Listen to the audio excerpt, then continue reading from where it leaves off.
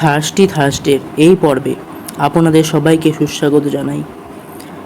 এই পর্বের আলোচ্য উইলিয়াম শেক্সপিয়ার রচিত কমেডি উইন্টারস টেল। 16ই জুন 2022-এর এই পর্ব শুধুমাত্র ভেবে দেখতে পারেন এই চ্যানেলে সম্প্রচারিত। গল্প পাঠ ও সম্পাদনায় থাকবো আমি তমনাস। শুরু হচ্ছে শেক্সপিয়ার রচিত কমেডি উইন্টারস টেল। অনেক দিন আগে সিসিলিতে লিওন্টিস নামে এক রাজা রাজত্ব করতেন। সততা ন্যায়পরায়ণতার জন্য তার খুব নামডাক। স্ত্রী হিসেবে রানী হারমিয়ন ছিলেন তার যোগ্যা। রানীর রূপ আর চারিত্রিক মহত্বের জন্য তিনিও অল্পকালের মধ্যেই সবার প্রিয় হয়ে উঠেছিলেন। রাজা আর রানী মনের সুখে রাজত্ব করছিলেন। লিওন্টিস ছিলেন খুব বন্ধুবৎসল। অল্প বয়সে পাঠ্য জীবনে তার অনেক বন্ধু বান্ধব ছিল। তারপর স্বাভাবিকভাবেই যে যার জীবনে ব্যস্ত হয়ে পড়েছেন বয়সের সঙ্গে সঙ্গে। তবুও লিওন্টিস তাদের কথা ভোলেননি। মাঝে মাঝেই তাদের সঙ্গে যোগাযোগ করা, চিঠিপত্র লেখা, নিমন্ত্রণ করা ইত্যাদি সামাজিক উপায়ে তিনি বন্ধুত্ব রক্ষা করতেন। সমস্ত বন্ধুদের মধ্যে বোহেমিয়ার রাজা পলিক্সেনিসের সঙ্গেই লিওন্টিসের বন্ধুত্বের টানটি ছিল বেশি। অল্প বয়সের ভালোবাসা যেন মন থেকে মুছে যায় না। তখন তারা ছিলেন রাজপুত্র, আর আজ তারাই হয়েছেন রাজা। বিয়ে করেছেন দুজনেই। স্ত্রীর ভালোবাসায় লিওন্টিসের মন সুখ শান্তিতে ভরে উঠেছে। শত সুখ ঐশ্বর্যের মধ্যে থেকেও বন্ধুর জায়গাটি তার মন থেকে কেউ দখল করতে পারেনি। বারবার তিনি পলিক্সেনিসকে তার কাছে আসার জন্য আহ্বান জানিয়েছেন। বন্ধুকে পাঠিয়েছেন প্রচুর উপঢৌকন, কিন্তু কাজের চাপে কারোরই আর কাছে আসার সময় হয়নি। ইতিমধ্যে পলিক্সেনিসের বিয়ে হয়েছে। পলিক্সেনিস ও লিওন্টিসের মতো বিবাহিত জীবনে সুখী। বিয়ের পর দুজনেরই দুটি ফুটফুটে সুন্দর ছেলে হয়। কিন্তু ভাগ্যের পরিহাসে পলিক্সেনিসের সুখের সংসার গেল ভেঙে। ছেলেটি জন্মের পর তার মা মারা গেলেন। এই আকস্মিক বিপদে রাজা পলিক্সেনিস একেবারে ভেঙে পড়লেন। রাজ্যের শাসন কাজে তার কিছুতেই মন বসে না। যে রাজপ্রাসাদ একসময় ছিল সুখের আকর, আজ স্ত্রীর মৃত্যুতে সেই প্রাসাদ তার কাছে বিষাদের কারণ হয়ে দাঁড়িয়েছে। প্রতিটি স্থানই তার স্মৃতি বিজড়িত। এই দুঃসময় বন্ধু লিওন্টিসের সহৃদয় আমন্ত্রণে তিনি সাড়া দিলেন। প্রজাবর্গও তাকে স্থানান্তরে যাবার প্রস্তাব জানালেন। পলিক্সেনিস বহুদিন পর বোহেমিয়া ছেড়ে বন্ধুর রাজ্য সিসিলির দিকে রওনা হলেন।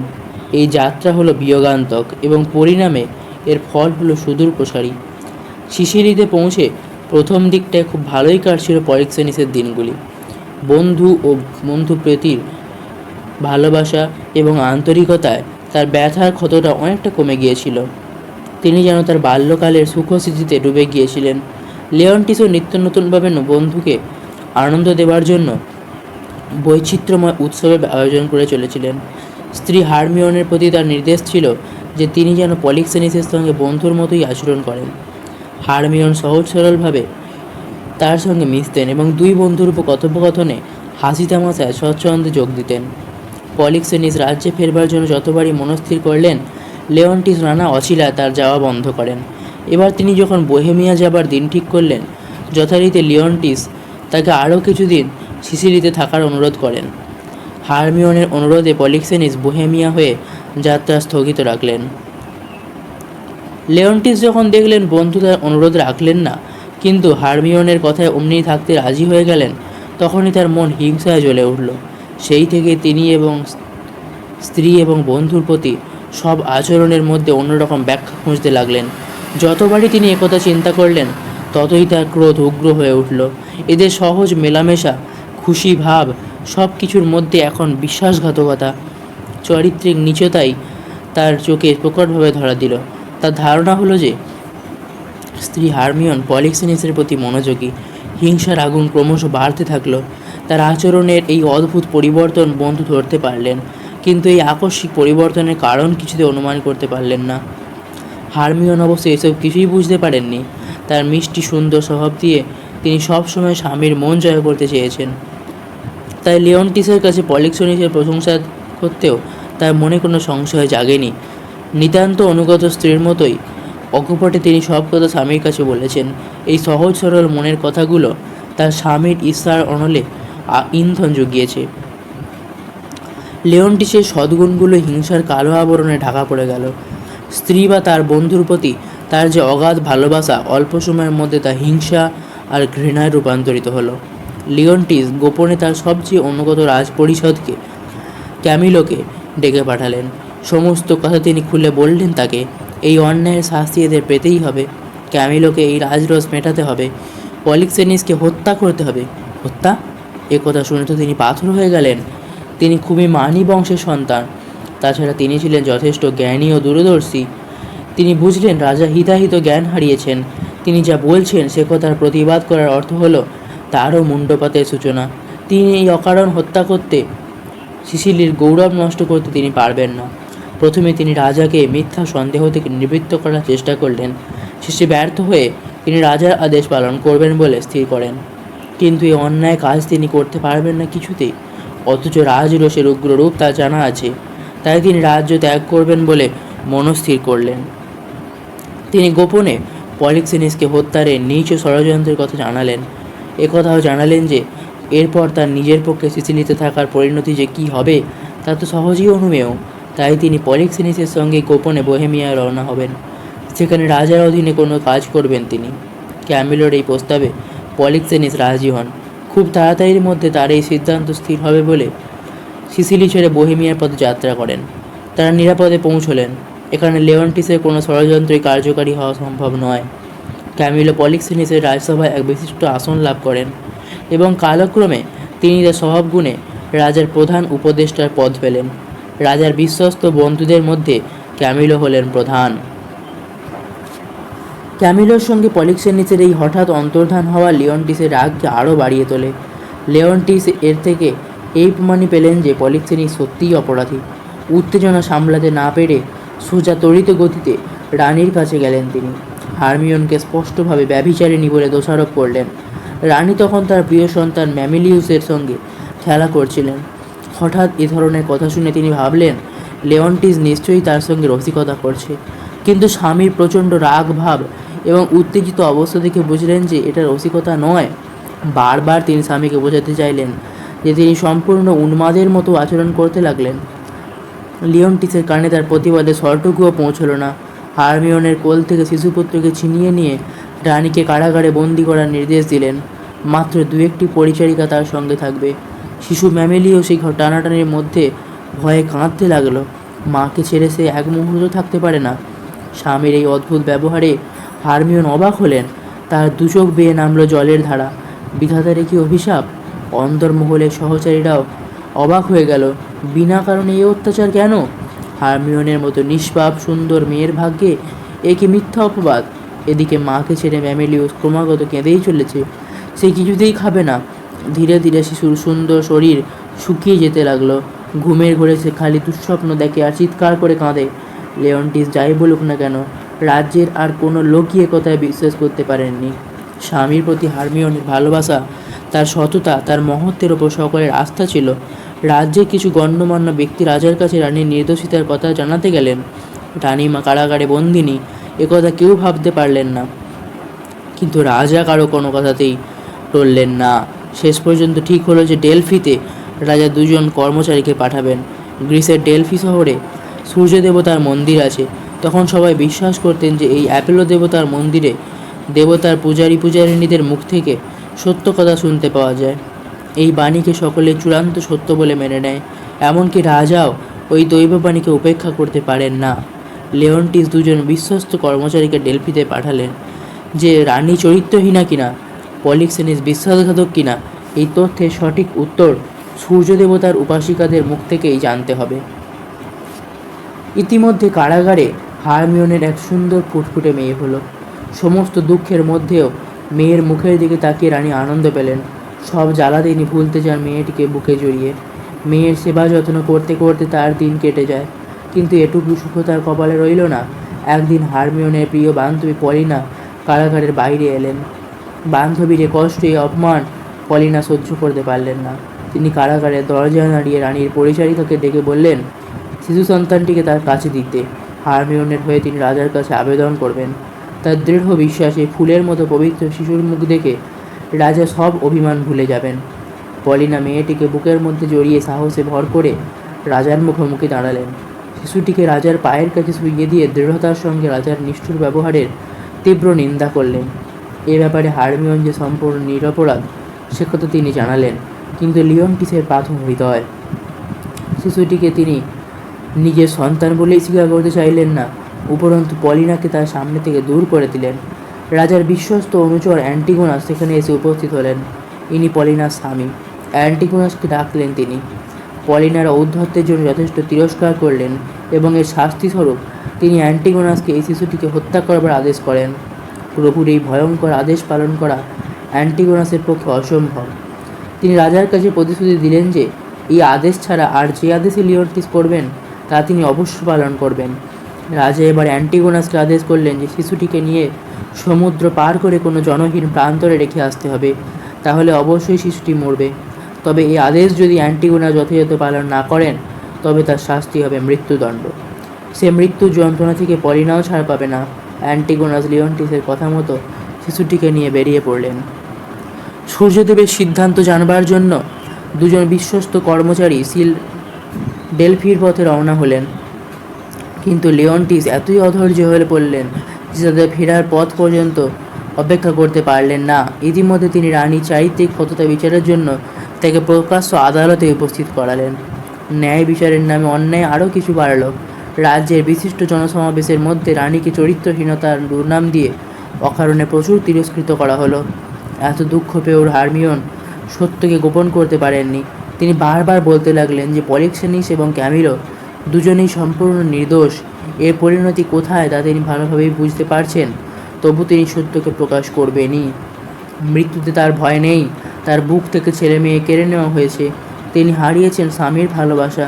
এই অবাঞ্ছিত লাঞ্ছিত জীবনের জন্য কি মায় থাকতে পারে? শুধুমাত্র ডেলফির বিচারটুকু শোনার জন্য তার বড়ই আগ্রহ। স্বামীর কাছে, সমস্ত সিসিলিবাসীর কাছে তিনি আজ মিথ্যা অপবাদে লাঞ্ছিত হয়েছেন, কিন্তু তাই তিনি এই চরম মুহূর্তে শুধুমাত্র দৈব বাণী শোনার আশায় অপেক্ষা করছেন। ঠিক সেই সময়ে ডেলফি থেকে দুজন দূত শিলমোহর করা খাম হাতে আদালতে ঢুকলেন। এই খামের মধ্যে আছে ডেলফির সূর্যদেবের দৈব বাণী। লিওন্টিস আগ্রহের আধিসহ্যে চিৎকার করে আদেশ করলেন, শিলমোহর ভেঙে সূর্যদেবের বাণী পড়ো। সঙ্গে সঙ্গে শিলমোহর ভাঙা হলো সকলের সামনে। সেই মহিমান্বিত দৈববাণী খামের ভেতর থেকে খোলা হলো। একজন ঊর্ধ্বতন কর্মচারী পড়তে আরম্ভ করলেন। লিওন্টিসের কানে ভেসে আসলো সেই দৈববাণীর শব্দগুলো। তিনি শুনতে পেলেন, হারমিওন নিষ্পাপ, পলিক্সেনিস নির্দোষ, আর ক্যামিলো একজন বিশ্বস্ত প্রজা। লিওন্টিস একজন ঈর্ষাপরায়ণ অত্যাচারী রাজা। অবোধ শিশুকন্যাটির পিতা স্বয়ং লিওন্টিস। যে শিশুকন্যাকে রাজা হারিয়েছেন তাকে যদি আর না পাওয়া যায় তবে রাজার আর কোনো বংশধর থাকবে না। দৈববাণী পড়া শেষ হলে সভার সমস্ত লোক যেন হঠাৎ এক অব্যক্ত যন্ত্রণার হাত থেকে মুক্তি পেলেন। অকারণে যারা লাঞ্ছিত হয়েছেন তাদের নির্দোষিতার কথা শুনে তারা পুলকিত হয়ে উঠলেন। শুধুমাত্র রাজা খুশি হতে পারলেন না। তিনি এই দৈববাণীর মধ্যে রানীর বান্ধবীর ষড়যন্ত্র দেখতে পেলেন। এই দৈববাণী তিনি বিশ্বাস করতে চাইলেন না। তিনি এর সত্যাসত্য জানবার জন্য আবার ডেলফিতে লোক পাঠাবেন স্থির করলেন। ঠিক সেই মুহূর্তে অন্দরমহল থেকে খবর এলো যে লিওন্টিসের ছেলে ম্যামিলিউস মায়ের জন্য কাঁদতে কাঁদতে মারা গেছে। এ সংবাদে সমস্ত প্রতিটি মানুষই যেন দুঃখে পাথর হয়ে গেল। হারমিওন আর সহ্য করতে পারলেন না। তিনি সংজ্ঞা হারালেন। সবার মধ্যেই তার শরীর মাটিতে লুটিয়ে পড়ল। রাজা এক অদ্ভুত অবস্থার মধ্যে পড়লেন। কয়েক মুহূর্ত আগের সেই কঠিন চরিত্র যেন হঠাৎ মন্ত্র বলে মুচড়ে পড়ল। তিনি ভালোভাবে রানীর দিকে লক্ষ্য করে বললেন, তোমরা একে অন্দরে নিয়ে যাও, সেবার যেন কোনো ত্রুটি না হয়। রানী চোখে আচ্ছন্ন। ভালোভাবে সেবা যত্ন করলেই তিনি সুস্থ হয়ে উঠবেন। ম্যামিলিউসের মৃত্যু সংবাদে তার মন ভেঙে গেছে। নিজের দুঃখের অনুভূতি দিয়ে তিনি হারমিওনকে দুঃখকে বোঝাতে পারলেন। কত অন্যায় ব্যবহারই করেছেন তিনি এই মহিলার ওপর। অন্যায়ভাবে নিজের সন্তানকে মৃত্যুর মুখে ঠেলে দিয়েছেন। এই অনুতাপের দহন তো তাকে সহ্য করতে হবে। কিছুক্ষণ পরেই পলিনাস রাজাকে চরম আঘাত দিয়ে জানিয়ে গেল যে হারমিওনকে বাঁচানো যায়নি, সেও মারা গেছে। রাজা নির্বাক হয়ে শূন্য দৃষ্টিতে তাকিয়ে রইলেন। পলিনাও এই সুযোগে তার মনের আক্রোশ মিটিয়ে নিলেন। বান্ধবীর দুঃখে তার বুকটা যদিও ভেঙে যাচ্ছিল, তবুও এই অনুযোগ রাজাকে না জানিয়ে তিনি শান্তি পাননি। বান্ধবীর অপমান তার মনে জ্বালা ধরিয়ে দিয়েছিল। সবার মধ্যে রাজাকে দাঁড়িয়ে তিরস্কার করতে তার বিন্দুমাত্র ভয় করল না। তিনি সোচ্চারে বলতে লাগলেন, আপনি পলিক্সেনিসের প্রতি অন্যায় ব্যবহার করেছেন। প্রিয় রাত্র ক্যামিলোকে দিয়ে অপরাধ করাতে চেয়েছেন। নিজের শিশুপুত্র ম্যামিলিয়াসকে মৃত্যুর মুখে ঠেলেছেন। নিজের কন্যাকে সাপদ সংকুল জঙ্গলের মধ্যে মৃত্যুর মুখে ঠেলে দিয়েছেন। এই কাজগুলো নিষ্ঠুরতার প্রকাশ মাত্র, কিন্তু এই সব অন্যায় কাজগুলোর মধ্যে নিষ্ঠুরতম কাজ হচ্ছে রানীর প্রতি আপনার ভয়ঙ্কর দুর্ব্যবহার। এই অন্যায় অত্যাচার সহ্য করতে না পেরে সেই নিষ্পাপ প্রতিব্রতা রানী তার প্রাণ বিসর্জন দিলেন।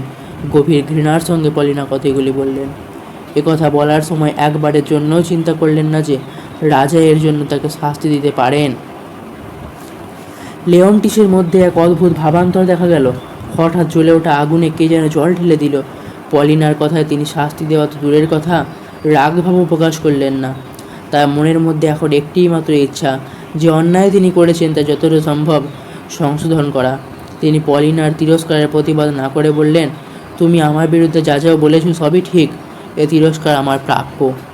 শেষ পর্যন্ত রাজার বিশ্বাস হলো যে ডেলফির দৈববাণী যা বলেছে তা সব সত্যি। দৈববাণীর শেষ অংশটুকু বারবার রাজার মনে হতে লাগলো। যে শিশুকন্যাকে রাজা হারিয়েছেন তাকে যদি আর না পাওয়া যায় তবে রাজার আর কোনো উত্তরাধিকারী থাকবে না। সত্যিই তো, রাজপুত্র ম্যামিলিয়স তো মারা গিয়েছে, রাজার তো আর উত্তরাধিকারী নেই। রাজার এখন মনের যে অবস্থা, তাতে শিশুকন্যাটিকে ফিরে পাওয়ার বদলে তিনি রাজ্য ত্যাগ করতেও রাজি। অনুশোচনা আর বেদনায় কাতর হয়ে পড়েছেন লিওন্টিস। কৃতকর্মের প্রায়শ্চিত তাকে করতেই হবে। এই অনুশোচনা নিয়ে তাকে অপেক্ষা করতে হলো বছরের পর বছর। প্রভুর আদেশে শিশুকন্যাটিকে নিয়ে সভা ছেড়ে বেরিয়ে পড়লেন অ্যান্টিগোনাস। তিনি সমুদ্রের দিকে এগিয়ে চললেন। রাজার কথা মতো বন্দর ঘাটে জাহাজ অপেক্ষা করছিল। অ্যান্টিগোনাস জাহাজে উঠলেন। বোহেমিয়া রাজ্যের এক নির্জন এলাকায় এসে জাহাজ থামল। ক্যাপ্টেন ছোট্ট এক ডিঙি নিয়ে তীরে পৌঁছতে পারেন। ক্যাপ্টেন অ্যান্টিগোনাসকে যত তাড়াতাড়ি সম্ভব ফিরে আসার জন্য হুঁশিয়ার করে দিলেন, কেননা আকাশে ঝড়ের কালো মেঘ ঘনিয়ে আসছিল। তাছাড়া ওই তীরভূমির বেশি ভিতরে যেতেও বারণ করলেন, কারণ জঙ্গলে হিংস্র জন্তু জানোয়ার আছে। অ্যান্টিগোনাসও তার কথা মতো তীরভূমি থেকে একটু দূরেই খোলা আকাশের নিচে ঘাসের ওপরে সেই সুন্দর ফুটফুটে মেয়েটিকে শুইয়ে দিলেন। তার পাশে একটি পুঁটলিতে রাখলেন কিছু জামা কাপড়, কিছু সোনার অলংকার, মণিমুক্ত ইত্যাদি। শিশুর গায়ে পরানো ছিল ঝলমলে রাজকীয় পোশাক।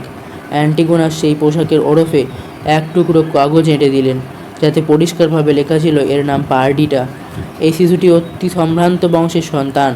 অ্যান্টিগোনাস ভেবেছিলেন যে সে যদি দৈবক্রমে এই শিশু কোনো সদাশয় ব্যক্তির হাতে পড়ে তবে তিনি এই অর্থের বিনিময়ে একে পালন করবেন, এবং পরিচয়টুকু তার উদ্দেশ্যে লিখলেন। আর কোনো জন্তুর হাতে পড়লে তো রাজার ইচ্ছাই পূর্ণ হবে।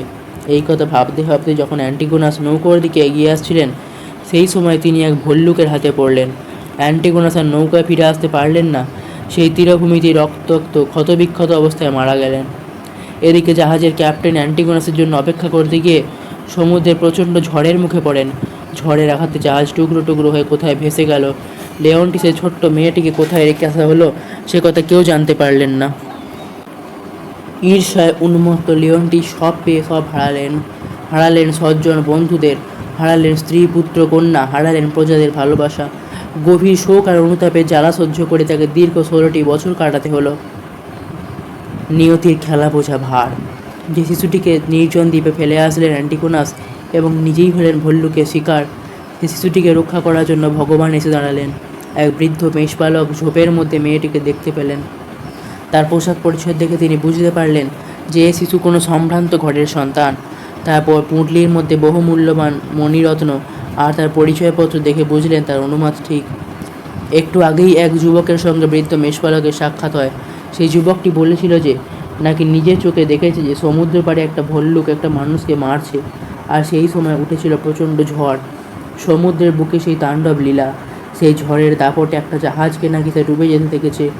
যুবকটি যখন বৃদ্ধকে উত্তেজিতভাবে এসব কথাগুলো বলছিল, তখন বৃদ্ধটি হয়তো তার কথা পুরোপুরি বিশ্বাস করতে পারেননি, কিন্তু এই শিশুটিকে পাওয়ার পর বৃদ্ধটি সব ঘটনার মধ্যে একটা যোগাযোগ দেখতে পেলেন। তিনি বুঝলেন এ শিশু কোনো বোহেমিয়াবাসীর নয়। যে লোকটিকে ভল্লুকে খেয়েছিল সেই এই শিশুকে এখানে রেখে গেছে, এবং সেই লোক নিশ্চয়ই ওই জাহাজে করে অন্য কোনো রাজ্য থেকে মেয়েটিকে নিয়ে আসে, বিশেষ উদ্দেশ্যেই এখানে রেখে পালিয়ে যায়। যাই হোক, মেয়েটিকে দেখে বৃদ্ধের মায়া হয়। তিনি যত্ন করে তাকে বুকে করে বাড়ি ফেরেন। সেই থেকে মেষপালককে বাবা জেনেই মেয়েটি বড় হতে থাকে। বৃদ্ধ মেষপালক ও মেয়ে পার্টিটাকে তার সাধ্যমতো শিক্ষা দিয়ে বড় করতে থাকেন। পুরনো কথাটা তিনি কারো কাছে প্রকাশ করেন না, পাছে তার আদরের মেয়েকে অন্য কেউ দাবি করে। পার্টিটা তাদের বড় আদরের, পার্টিটা তাদের নয়নের মণি, পার্টিটা তাদের আনন্দের কারণ। মেষপালকের ঘরেই পার্টিটা 16 বছর কাটিয়েছে। শৈশব কৈশোর পার হয়ে এখন সে পরমা সুন্দরী যুবতী। অপরপক্ষে রাজা লয়ান্টিস এই 16টি বছর স্ত্রীপুত্র কন্যাকে হারিয়ে তাদের স্মৃতিচারণ করে দুঃখে সুখে দিন কাটাচ্ছেন। এতদিনে বোধহয় তার অনুশোচনার পরিসমাপ্তি ঘটবে। বোহেমিয়ার রাজা পলিক্সেনেসের একটিই ছেলে, নাম ফ্লোরিজেল। একদিন ফ্লোরিজেল রাজ্যের দূর প্রান্তে সমুদ্র পাড়ের জঙ্গলে শিকার করতে গেলেন। সে বৃদ্ধ মেষপালকের বাড়ির পাশ দিয়ে যাবার সময় রাজপুত্রে চোখে পড়ল সুন্দরী পাহাড়িটার দিকে। ফ্লোরিজেল জানতে পারলেন যে এই মেয়েটি মেষপালকের কন্যা, কিন্তু তবুও মেয়েটির রূপমাধুরী মহিমান্বিত ভঙ্গি রাজপুত্রকে মুগ্ধ না করে পারল না। ফ্লোরিজেল পাহাড়িটাকে ভালোবেসে ফেলল। সে দৌড়ে গেল মেষপালকের বাড়িতে। পাহাড়িটার সঙ্গে তার ঘনিষ্ঠতা ধীরে ধীরে বাড়তে থাকলো। বাবা পলিক্সেনেসকে না জানিয়ে গোপনে সে পাহাড়িটাকে যাতায়াত শুরু করলো। তবে পাহাড়িটার সঙ্গে সে রাজপুত্র হিসেবে মিশতে চায়নি। ডোরিক্লেস এই নামে সাধারণ মানুষের ছদ্মবেশে সে মিশেছিল, যাতে পাহাড়িটা সহজে হতে পারে। ফ্লোরিজেল মেষপালকের মেয়ের সঙ্গে প্রেমে পড়েছে একথা জানতে পারলে পলিক্সেনেস আর রক্ষা রাখবেন না। কিন্তু এই পাহাড়িটাকে তো সে কিছুতেই মেষপালকের মেয়ে বলে হেয় ভাবতে পারে না। জন্ম তার যেখানেই হোক না কেন, প্রতিটি চালচলনে ব্যবহারে রূপে সে রানীর আসনে বসার যোগ্য। বাবার রাগকে সে ভয় করে, কিন্তু রাজার চোখে রাজপুত্রের ভাবগতিক ভালো লাগলো না। তিনি ছেলের এই অন্যমনস্কতার কারণ জানার চেষ্টা করলেন। যখন সত্য কথাটা তার কানে এলো তখন তিনি অত্যন্ত অপমানিত বোধ করলেন। ছেলের প্রতি বিরক্ত হলেন। এই সম্পর্ককে তিনি কিছুতেই হতে দেবেন না, দিতে পারেন না। পলিক্সেনেস এই ব্যাপারে আলোচনার জন্য তার বিশ্বস্ত অনুচর ক্যামিলোকে ডাকলেন। ক্যামিলোকে নিয়ে তিনি নিজে সেই মেষপালকের বাড়িতে যেতে চান। কাদের সঙ্গে রাজপুত্রের সম্পর্কটা কতদূর গড়িয়েছে সেটা তিনি সচক্ষে দেখতে চান। স্থির হলো সামনের একটা উৎসবের দিনে তারা সাধারণ মানুষের বেশি তাদের মধ্যে উপস্থিত হবেন। মেষপালকেরা এই বিশেষ দিনে একটা উৎসবের আয়োজন করে। দূর দূর থেকে বন্ধু বান্ধবেরা এই উৎসবে যোগ দেন। নাচ গান, খাওয়া দাওয়া আর স্ফূর্তির মধ্যে মেষের লোম কাটা হয়। এই উৎসবকে বসন্তবরণ বলা হয়। যাই হোক, রাজা যথাসময়ে ক্যামিলোকে নিয়ে মেষপালকের বাড়িতে উপস্থিত হলেন। তারা সাধারণ পোশাকে থাকায় কেউই কিছু মনে করল না। মেষপালক ও তার বন্ধুরা এই বাৎসরিক অনুষ্ঠানের জন্যে প্রচুর আয়োজন করেছিলেন। অতিথিদের জন্য নানারকম সুস্বাদু খাদ্যের সংগ্রহ করা হয়েছিল। তাছাড়া প্রত্যেকে উপহার দেওয়া হচ্ছিল। মেয়েরা মালা গাঁথার জন্য প্রচুর ফুল জোগাড় করেছিলেন। মেষপালকের ছোট্ট বাড়িটি আলোয় ঝলমল করছিল। হালকা হাসি আনন্দের মধ্যে চারিদিকে মুখর হয়ে উঠেছিল। রাজা আর ক্যামিলো এদেরই মধ্যে মিশে সব লক্ষ্য করতে থাকলেন। পলিক্সেনেস দেখলেন ফ্লোরিজেল একটি সুন্দরী মেয়ের পাশে বসে মশগুল হয়ে গল্প করছে। এই মেয়েটিই বোধ করি মেষপালকের। পলিক্সেনেস মনে মনে ভাবলেন, সত্যি তার ছেলেটির পছন্দের তারিফ না করে তিনি পারছেন না। বৃদ্ধ মেষপালক উপস্থিত অতিথি সজ্জনদের আন্তরিকভাবে অভ্যর্থনা জানালেন। তাদের যথাযথ আপ্যায়ন না করে পার্টিটা যে গল্প করছে এটা তার ভালো লাগলো না। সবার সামনে তিনি মেয়েকে অনুযোগ করলেন। প্রতি বছর এই দিনে তার স্ত্রী নিজের হাতে অতিথি আপ্যায়ন করেন, এবার তিনি নেই। তাছাড়া মেষপালকেরও বয়স হয়েছে। সব জেনে শুনেও পার্টিটা যে একসময় গল্প করতে বসেছে এ তো অন্যায় কথা। বারবার কথায় পার্টিটা লক্ষ্মী মেয়েটির মতো ফ্লোরিজেলের পাশ থেকে উঠে গেল। নতুন দুই অতিথিকে ফুল আর মালা দিয়ে শুভেচ্ছা জানালো। তারা পার্টিটার সঙ্গে কথা বললেন। ফ্লোরিজেলের সঙ্গে তার যে কথা হচ্ছিল সেটাও তারা লক্ষ্য করলেন। তার দীপ্ত দৃষ্টিতে, বাচনভঙ্গির, ব্যক্তিত্বে, আঙ্গিক আভিজাত্যে মেয়েটিকে সাধারণ ঘরের মেয়ে বলে মনে হচ্ছিল না। সে যা কিছু বলছিল বা করছিল সব কিছুর মধ্যেই যেন একটা আভিজাত্য ফুটে উঠছিল। ভিড়ের মধ্যে থেকেও সে আলাদা। এখানে তাকে একটুও মানাচ্ছে না। এরপর শুরু হলো ওদের উৎসবের নাচ। ফ্লোরিজেল তাদের সঙ্গে নাচে যোগ দিল। পলিক্সেনেস গৃহকর থেকে জিজ্ঞাসা করলেন যে ছেলেটি কে, তার মেয়ের সঙ্গে নাচছে কেন। উত্তরে তিনি সহজভাবেই বললেন, আমার মনে হয় ছেলেটি কোনো অবস্থাপন্ন ঘরের হবে। সে আমার মেয়েকে ভালোবেসেছে, আর এ ভালোবাসা সত্যি বলেই মনে হয়। যদি আমার মেয়ে তাকে বিয়ে করে তবে ছেলেটি ঠকবে না। আমার দিক থেকে যা বাবার আশা করতে পারে তার অতিরিক্ত সে পাবে। মেষপালক পার্টিটার সঙ্গে যে মণিরত্ন, সোনা ইত্যাদি পেয়েছিলেন তার অনেকটাই যত্ন করে রেখেছিলেন পার্টিটার বিয়েতে যৌতুক দেবার আশায়। ফ্লোরিজেলের পার্টিটা রাজার কাছে দাঁড়িয়েছিল। এমনি সময় পলিক্সেনেস ফ্লোরিজেলকে ডেকে বললেন, কী হে ছোকরা, এখানে যত লোককে উৎসবে যোগ দিতে দেখলাম সকলেই কিছু না কিছু সঙ্গে করে এনেছে, শুধুমাত্র তুমিই কিছু আনোনি দেখছি, খালি হাতে এসেছো। ব্যাপার কি? ছদ্মবেশে থাকার জন্য ফ্লোরিজেল চিনতে পারল না তার বাবাকে। তাই সহজভাবেই সে উত্তর দিল, পার্টিটার জন্য হাতে করে কোনো উপহার আনা দরকার কি? আমার সমস্ত হৃদয়টাই তো তাকে দিয়ে দিয়েছি। তারপর পার্টিটার দিকে ফিরে তার দুখানি নিজের হাতের মধ্যে নিল। সেই অপরিচিত আগন্তুকের দিকে তাকিয়ে রাজকুমার ফ্লোরিজেল জোর দিয়ে বলল, আমি শপথ করছি যে এ মেয়ে ছাড়া আর কাউকে আমি বিয়ে করব না। পার্টিটাও তার হাতে হাত রেখে বুঝিয়ে দিল যে সেও ডোরেক্লিসকেই বিয়ে করবে, আর কাউকে নয়। তারপর ছদ্মবেশী রাজার দিকে তাকিয়ে রাজকুমার বললেন, আপনি একজন প্রবীণ মানুষ, আপনি আমাদের এই বাগদানের সাক্ষী থাকুন। রাজা আর নিজেকে চেপে রাখতে পারলেন না, রাগে ফেটে পড়লেন। ক্রুদ্ধ স্বরে বললেন, হ্যাঁ আমি সাক্ষী হব ঠিকই, তবে সেটা তোমাদের মিলনের নয়, বিচ্ছেদের। হয়ে ছোকরা, তুমি বড্ড বেশি বাড়াবাড়ি শুরু করেছো, বলে তিনি হঠাৎ তার ছদ্মবেশ খুলে ফেললেন। এরপর তিনি ছেলেকে যাচ্ছে তাইভাবে গালাগাল দিলেন। নিচু বংশের একটি মেয়ে, যার বাবা একটা সামান্য মেষপালক, তাকে বাগদান করার সাহস তোমার এলো কোথা থেকে? তিনি আরও বললেন যে আর কখনো যেন তারা মিলিত না হয়, আর এর পরের যদি তাদের মিশতে দেখা যায় তবে মেষপালক আর তার মেয়ে পার্টিটা দুজনকেই একসঙ্গে ফাঁসি কাটে ঝুলতে হবে, আর ছেলেকে তিনি এক করবেন ত্যায্য পুত্র। এই কথাগুলো বলে রাগে রাজা গড়গড় করতে করতে সেখান থেকে বেরিয়ে গেলেন। ক্যামিলো রাজার হিতাকাঙ্ক্ষী বন্ধু, ঠান্ডা মাথায় তিনি এই সমস্যার সমাধানের উপায় চিন্তা করতে লাগলেন। ফ্লোরিজেলকে বোঝালেন যেন সে বাবার ওপর রাগ না করে, এ মত তাকে পরিবর্তন করতে হবে। কিন্তু পার্টিটার ভদ্র এবং মর্যাদাপূর্ণ ব্যবহার তার মনের স্নেহকে বন্ধনে বাঁধছিল। তিনি চিন্তা করলেন, রাজার কঠিন ব্যবহারে পার্টিটার সুন্দর উক্তিটি আমি একটুও ভয় পাই না। শুধু রাজাকে বলতে চাই যে সূর্য রাজার সভাকে আলোকিত করে, সেই সূর্য কিন্তু আমাদের কুঁড়ে ঘরকেও সমান আলো দেয়। তারপর ফ্লোরিজেলকে পার্টিটা যে কথা বলল, সে উক্তির মধ্যেও বুদ্ধিমত্তার পরিচয়। ফ্লোরিজেল, তুমি নিজেকে সাবধানে রেখো, আমি আর রানী হতে চাই না। তা আছে আমি আমার ভেড়িদের দুধ দুইব আর চোখের জল ফেলবো? ক্যামিলো পার্টিটার মধ্যে রানী হবার যোগ্যতা দেখতে পেলেন। এমন মেয়েকেই তো রানী করা উচিত। এদিকে ফ্লোরিজেল বললেন যে আমি রাজ্য ছাড়ার কথা ভাবতে পারি, কিন্তু পার্টিটাকে ছাড়তে পারবো না। এই কথা বলে রাজপুত্র ক্যামিলোর কাছে উপদেশ চাইল। বৃদ্ধ ক্যামিলো তখন এই প্রেমিকের জন্য ভাবতে শুরু করলেন কিভাবে এদের তিনি সাহায্য করতে পারেন। ফ্লোরিজেল পার্টিটাকে ছেড়ে থাকতে পারবে না কিছুতেই, তাই সে ঠিক করলো যে এ রাজ্যে থাকা চলবে না, পার্টিটাকে নিয়ে চলে যেতে হবে। সেখানে বাঁধবে তাদের সুখের ঘর। রাজপুত্রের ছিল একটি ছোট্ট জাহাজ, ছোট হলেও এটির গঠন এত নিখুঁত যে এতে চড়ে সমুদ্রে যাত্রা করা অসুবিধে হবে না। ফ্লোরিজেল আর পার্টিটা দুজনে মিলে ঠিক করলো যে তারা এই জাহাজে চড়েই পালাবে।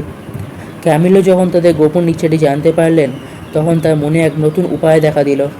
অনেক দিন থেকেই ক্যামিলোর মনটা তার নিচের সিসিলিতে ফিরবার জন্য আকুল হয়ে উঠেছিল। তার পুরনো বাড়িঘর, পরিচিত আত্মীয় স্বজন, বন্ধুবান্ধব, তাছাড়া তার পূর্ববর্তী প্রভু লেওন্টিস, সবাইকে দেখার আশায় অস্থির হয়ে উঠেছিলেন তিনি। এ কথা তার কানে আগেই এসেছে যে লেওন্টিস তার কৃতকর্মের জন্য অনুতপ্ত, তাই পুরনো সভাসদকে দেখে কেউ খুশিই হবেন তিনি। এসব কথা চিন্তা করেই তিনি ফ্লোরিজেলকে বললেন, তুমি আর পার্টিটা দুজনে যদি আমার ওপর আস্থা রাখো, যদি আমার উপদেশ চাও, তবে আমি তোমাদের কিছু সাহায্য করতে পারি। আমার কথা মতো চললে আশা করি তোমাদের ভালোই হবে। তোমরা সিসিলির দিকে যাত্রা করো। সিসিলির রাজা লিওন্টিস তোমার বাবার বিশেষ বন্ধু, তাছাড়া আমিও সেখানে দীর্ঘদিন রাজার অধীনে কাজ করেছি, তাকে আমি ভালোভাবেই জানি। তিনি তোমাদের পেয়ে খুশি হবেন, এমনকি তিনি তোমার বাবার মতকে ঘুরিয়ে দিতেও পারেন, যাতে তোমার বাবা তোমাদের বিয়েতে মত দেন। ফ্লোরিজেল কথা শুনে ক্যামিলোর প্রস্তাবে রাজি হলো। যত তাড়াতাড়ি সম্ভব তারা যাত্রার আয়োজন সারতে লাগলো। মেষপালক কিন্তু কিছুতেই রাজি নন। তিনি তাদের সঙ্গে জাহাজে উঠলেন। তিনি সঙ্গে নিলেন সেই মণিরত্নের পুঁটিলুটি, সেই পার্টিটার সঙ্গে চিনেছিলেন যেটা। তিনি গোপনে এই যৌতুকটুকু এনেছেন সিসিলির রাজাকে দেবার জন্য। যথাসময়ে তাদের জাহাজ বোহেমিয়া ছেড়ে সিসিলির পথে যাত্রা করলো। ক্যামিলোও সঙ্গে রইলেন। যাত্রাপথে তাদের আনন্দেই কাটলো। ঢেউয়ের তারে তুলতে তুলতে তাদের ছোট্ট জাহাজটি সিসিলিতে এসে নোঙর করলো। তাদের আগমন বার্তা রাজা লেওন্টিসের কাছে পৌঁছলে তিনি সানন্দে তাদের অভ্যর্থনা জানালেন। যদিও এ ব্যাপারে তিনি বেশ খানিকটা অবাক হয়েছেন যে বোহেমিয়ার রাজপুত্র তার কাছে আসল, অথচ বোহেমিয়ার রাজা তার বন্ধু তো কোনো পূর্ববাসী দেননি। সত্যি এটা আশ্চর্যের কথা। এদিকে রাজপুত্র ফ্লোরিজেলও একটু সংকোচ বোধ করছিল। সেও কীভাবে লেওন্টিসের কাছে তার আর পার্টিটার পরিচয় দেবে ঠিক বুঝতে পারছিল না। লেওন্টিসকে তার এই অনাড়ম্বর আগমনের কারণ জানাতে গিয়ে সে একটা গল্প বানিয়ে ফেলল। সে বলল, আমার বিয়ে হয়েছিল লিবিয়াতে। লিবিয়া থেকে বোহেমিয়া ফেরার পথে একবার সিসিলিতে নেমে আপনার সঙ্গে দেখা করতে বলেছিলেন আমার বাবা। আমার সঙ্গে সেসব জাহাজ ছিল, সেগুলি বোহেমিয়ার পথে চলে গেছে। আমার বিয়ের খবর এবং আমাদের নিরাপত্তার খবর রাজাকে তাড়াতাড়ি জানানোর জন্য এই ব্যবস্থা করেছি। আমি আপনার আশীর্বাদ নেবার জন্য শুধুমাত্র স্ত্রীকে নিয়ে একাই এখানে এসেছি। রাজকুমার যখন রাজা লিওন্টিসকে এসব কথা বোঝাচ্ছিলেন, তখন এক দূত এসে খবর দিল রাজা পলিক্সেনিস সশরীরে সিসিলিতে উপস্থিত হয়েছেন তার ছেলের সন্ধানে। বোহেমিয়া থেকে একটি মেষপালকের মেয়েকে নিয়ে তার ছেলে রাজ্য ছেড়ে পালিয়ে গেছে। ফ্লোরিজেলের মুখখানি হঠাৎ ফ্যাকাশে হয়ে গেল। সে মনে মনে ভাবল যে নিশ্চয়ই ক্যামিলো তার বিরোধিতা করছে। দূতের মুখে সে শুনতে পেল যে ক্যামিলো পলিক্সেনিসের সঙ্গে কথা বলছে আর বুড়ো মেষপালককে ধমকাচ্ছে। ফ্লোরিজেলকে তখন বাধ্য হয়ে রাজার কাছে স্বীকার করতে হলো যে সে কথাগুলো রাজাকে বলেছে সব মিথ্যে, আর পার্ডিটা তার স্ত্রী নয়। লিওন্টিস বন্ধু পলিক্সেনিসকে আন্তরিক অভিবাদন জানিয়ে তাকে আনার জন্য লোক পাঠালেন। পলিক্সেনিস যখন জানতে পারলেন যে ক্যামিলো তার ছেলেকে আর পার্ডিটাকে নিয়ে সমুদ্র পথে যাত্রা করেছেন, তখনই তিনি অনুমান করলেন যে এরা অবশ্যই সিসিলিতে উঠবেন, কেননা তিনি জানতেন ক্যামিলো সিসিলিকে ভালোবাসে। তাই পলিক্সেনিস সঙ্গে সঙ্গে জাহাজে উঠে তাদের অনুসরণ করলেন। সিসিলিতে পৌঁছে তিনি অবাক হয়ে গেলেন যখন তার দেখলেন মেষপালককে সঙ্গে নিয়ে ক্যামিলো নিজেই রাজার জন্য অপেক্ষা করছে। রাজা ক্যামিলোর প্রতি প্রথমে খুব অসন্তুষ্ট হয়েছিলেন, কেননা তিনি ভাবছিলেন যে ক্যামিলোই তার ছেলেকে উৎসাহ দিয়েছেন মেষপালকের মেয়েটিতে যাতে সে বিয়ে করতে পারে সে বিষয়ে সাহায্য করেছেন। প্রকারান্তরে রাজার বিরোধিতা করেছেন। সিসিলিতে এসে রাজার সব রাগ আনন্দে পরিণত হলো। সমুদ্রযাত্রার সময় ক্যামিলো মেষপালকের কাছে পার্টিটা সম্বন্ধে অনেক কথা শুনেছে। তার কাছ থেকে ক্যামিলো শুনলেন কীভাবে 16 বছর আগে পার্টিটাকে সমুদ্রের পাড় থেকে কুড়িয়ে নিয়েছিলেন।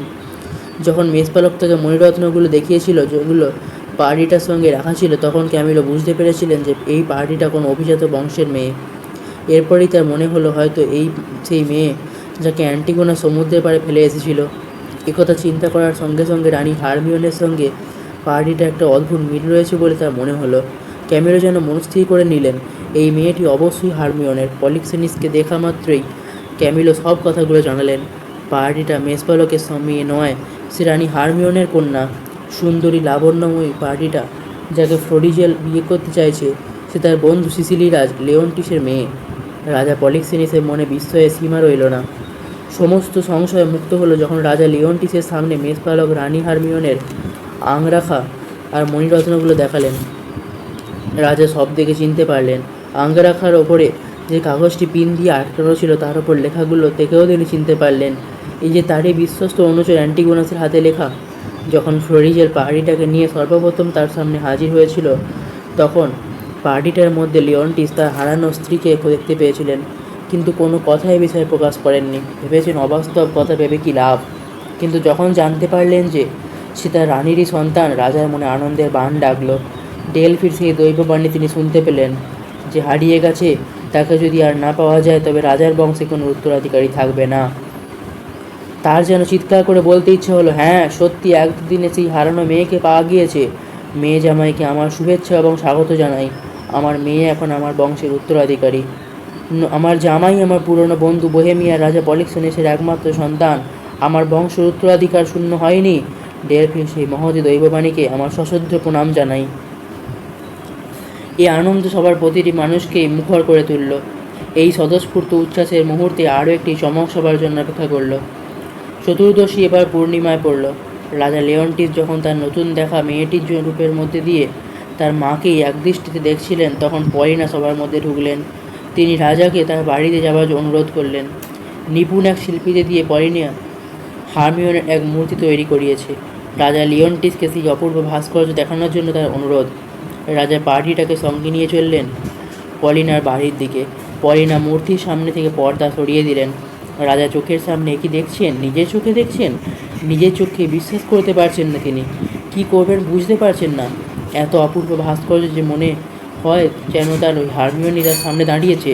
তবে এই মূর্তির মধ্যে হারমিওনে যেন একটু বেশি বয়স মনে হচ্ছে। রাজা বিহ্বল চোখে তাকিয়ে আছেন। দু চোখে নেমেছে অঝোর জলের ধারা। রাজা তাকিয়ে আছেন মূর্তির দিকে। তার মনে হচ্ছে যেন মূর্তি নয়, এ তো জীবন্ত। রাজা মূর্তির মধ্যে স্পন্দন দেখতে পাচ্ছেন। রাজার অধৈর্য ভাব দেখে পলিনা তাড়াতাড়ি মূর্তির সামনের পর্দা টেনে দিলেন। রাজাকে বললেন, আপনি অস্থির হয়ে পড়েছেন। এরপরে আপনি হয়তো দেখবেন মূর্তি নড়াচড়া করছে। লিওন্টিস নিজেকে ধিক্কার দিয়ে বললেন, হায়, যদি এর মধ্যে প্রাণের সঞ্চার হতো। হারমিওন যদি আবার আমার কাছে জীবন্ত হয়ে আসতো। পলিনা রাজাকে আশ্বস্ত করলেন, আপনি এই মূর্তির দিকে একদৃষ্টে তাকাবেন না। যদি আপনি এভাবে তাকিয়ে থাকেন তবে এর চেয়েও বেশি আশ্চর্যজনক ব্যাপার আপনাকে দেখতে হবে। এটা সত্যি, আমি এই মূর্তিকে দিয়ে তেমন কিছু খুশি তেমনভাবে করতে পারি। আমি এর মধ্যে নড়াচড়া গতি আপনাকে দেখাতে পারি। মূর্তি ধীরে ধীরে সিঁড়ি বেয়ে নেমে আপনার হাত ধরবে এমনও করতে পারি। হয়তো আপনি মনে করতে পারেন যে আমার এই কাজের মধ্যে কোনো ডাইনি শক্তি কাজে লাগাচ্ছি।